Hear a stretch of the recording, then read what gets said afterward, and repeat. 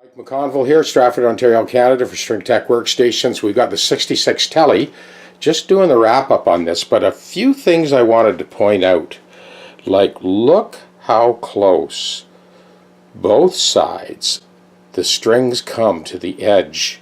A lot of the vintage Teles were like that. My 59 Tele was like that too, that strings just about went right off the edge of the neck.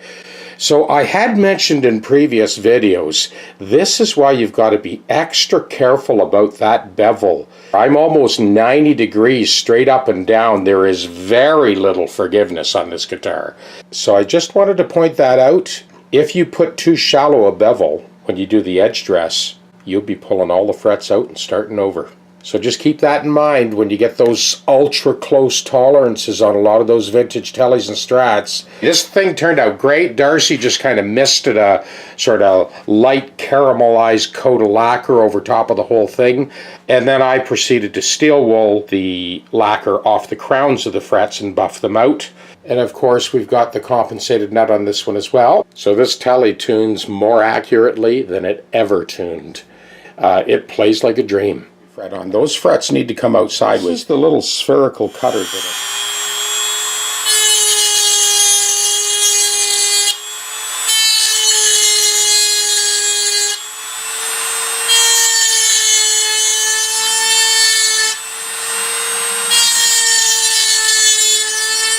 just a little bit of heat, not too much.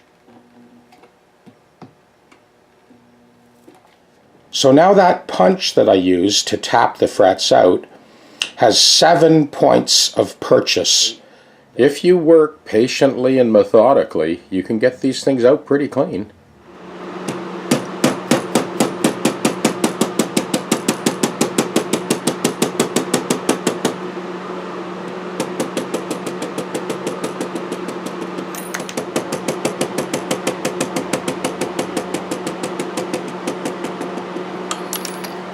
The divots are cut now in the crowns of those top 4 frets.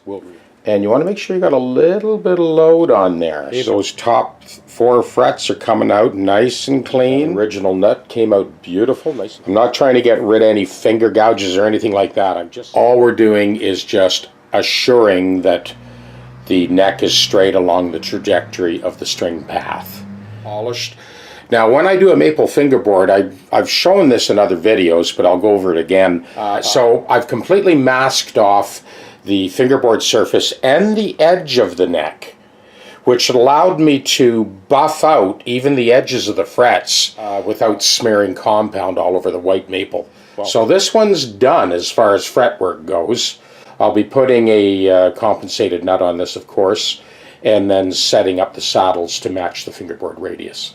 So on the right you can see the replacement EVO 55 thou, 90 thou wide cross-sectional profile. And on the left you can see the original 52-year-old Telecaster frets that were in there. Anyway, this is going to make a huge difference for Dean, and the fact that we got EVO in there, he's good for the long run.